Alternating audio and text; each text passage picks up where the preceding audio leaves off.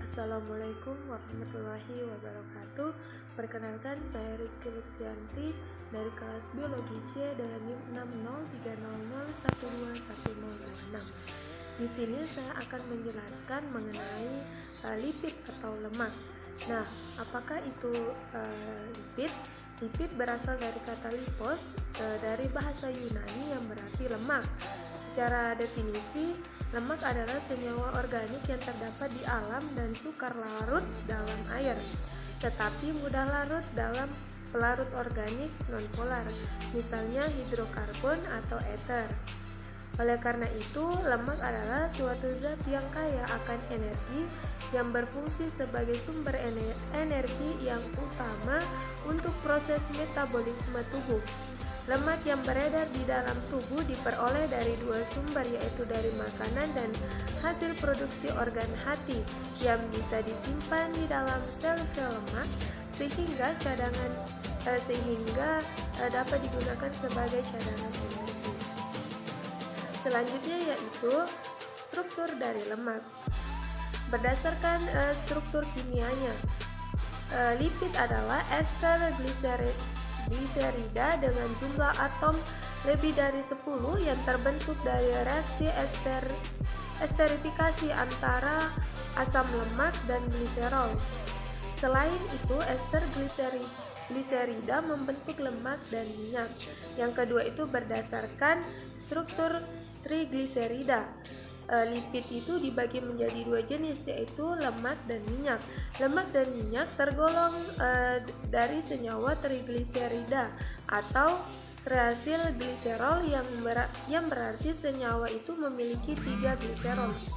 3 OH dari gliserol ini dapat diubah dengan sejenis sisa asam atau berbagai jenis sisa asam. Selanjutnya yaitu sifat dari lemak, yaitu yang pertama ada sifat fisisnya.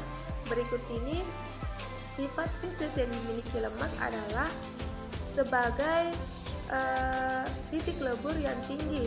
Lemak yang mengandung asam lemak rantai pendek larut dalam air, sedangkan lemak yang mengandung asam lemak rantai panjang tidak larut dalam air. Semua lemak itu larut dalam kloroform dan benzen. Alkohol panas merupakan pelarut lemak yang baik. Yang kedua itu sifat kimianya.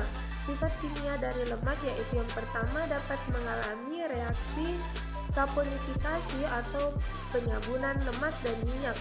Apabila disatukan akan mengalami hidrolisis. Reaksi hidrolisis ini adalah reaksi penguraian garam oleh air. Reaksi hidrolisis ini berguna untuk menentukan bilangan penyabunan. Yang kedua itu dapat mengalami reaksi hidrogenasi. Apakah itu? Reaksi hidrogenasi itu adalah reaksi antara hidrogen molekuler H2 dengan unsur atau senyawa lain yang biasanya melibatkan katalis seperti nikel, palladium, atau platina. Contohnya yaitu produk hasil dari reaksi hidrogenasi adalah minyak atsiri, mentega, atau margarin. Selanjutnya yaitu jenis-jenis lemak dan contohnya. Ada lemak jenuh dan tak jenuh. Lemak jenuh atau saturated fat adalah lemak yang pada umumnya berbentuk padat. Contoh dari lemak jenuh ini adalah mentega, susu murni, minyak kelapa, daging merah, dan minyak sawit. Konsumsi lemak jenis ini harus dibatasi karena akan meningkatkan kolesterol dalam darah. Yang kedua itu ada lemak tidak jenuh atau unsaturated fat. Dibagi menjadi dua, yaitu lemak tidak jenuh ganda dan lemak tak jenuh tunggal. Manfaat dari lemak tidak jenuh adalah memperkecil serangan jantung, menaikkan antibodi tubuh, dan membantu menurunkan kolesterol. Bahkan lemak tak jenuh tunggal mampu meningkatkan kadar HDL. Contohnya dari lemak tak jenuh ganda adalah ikan dan seafood, sedangkan lemak tak jenuh tunggal adalah minyak zaitun, minyak canola peanut oil, unggas, dan alpukat. Adapun perbedaan dari lemak jenuh dan tidak jenuh adalah pada lemak jenuh ini umumnya berasal dari hewan seperti daging unggas, daging merah, dan produk susu.